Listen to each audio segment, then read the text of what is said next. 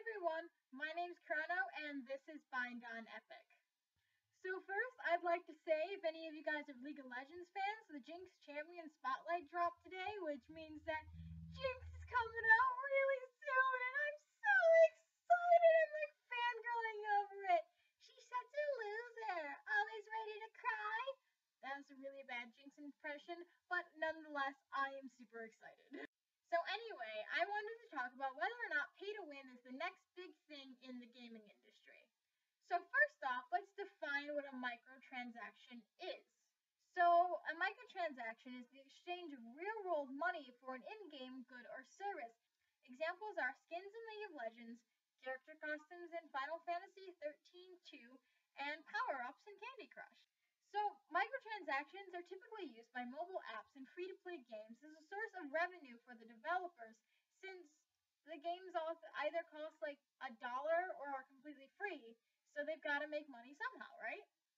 So aside from vanity items, and we see this a lot in mobile gaming, is that they make paying seem more appealing than playing. For example, in games like Farmville, you have certain crop that yields a lot of in-game coins, but take a long time to be able to harvest.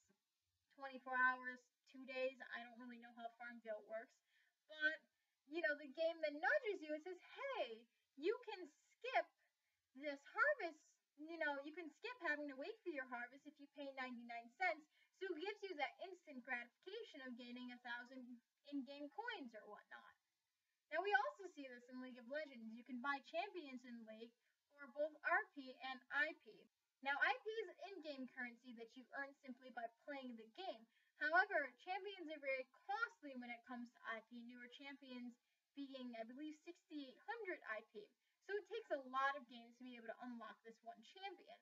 Now that same champion who costs 6,800 IP, I'm not entirely sure on that because I don't buy newer champions with IP, I use RP, I'm guilty of that. But they only cost 975 riot points, which is the currency that you buy with real money. So what seems more appealing? So what exactly does pay to win mean? Pay to win is basically when a nub can just shell out a bunch of money and be really OP without any effort compared to someone who's actually put time and effort into the game. So how is this popping up in games? Though it is disabled at the moment, in GTA 5 Online, you'll actually be able to purchase GTA money stacks with real-world currency. So when that does come around, we're going to see noobs with all the best houses and all the best cars and all the best everything simply because they can afford to buy in-game money without having to work for it. Dead Space 3 featured microtransactions where you could purchase components to improve your weapons with real-world currency instead of farming them in-game. Now, users eventually did find an item spawning glitch where they could farm unlimited resources, so they got around those microtransactions then, but the idea is still there. Mass Effect 3 allows you to purchase reinforcement packs while in multiplayer with real-world money. Not fair. So is pay to win the next big thing? It's actually a really big possibility because as more games start to, experiment with this model, if this model becomes very successful, other games are going to mimic it because that it's another way to make money and that's important to people. A lot of gamers are actually really pissed about having the free-to-play model in games that they've already purchased $60 for, not to mention the extra they most likely shell out for downloadable content. And to make microtransactions seem more appealing, who's to say developers won't make certain content extremely difficult to achieve normally?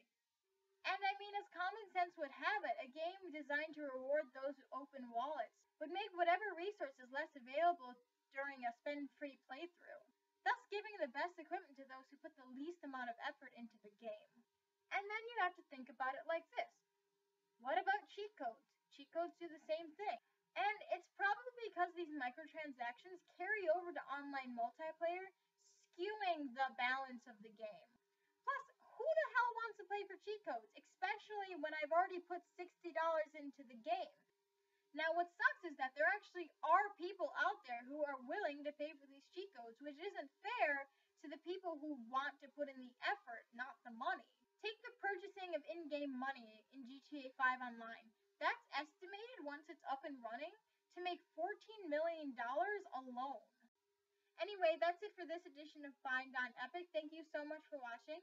If you liked the video, remember to thumbs it up and share it with your friends. And if you like me, remember to subscribe if you haven't already. You can also follow me on Facebook and Twitter. I'll have the links in the description below for your convenience. Oh, and also, I finally got my new laptop. I'm super excited. I can finally get rid of this piece of crap. I can finally put a bullet through it or something. I'll probably just sell it, but I'm more fangirling. My name's Chrono, and I'll see you guys next time. Catch you on the flip side. So my name's Chrono, and catch you on the flip side. Awkward goblin reference, scum.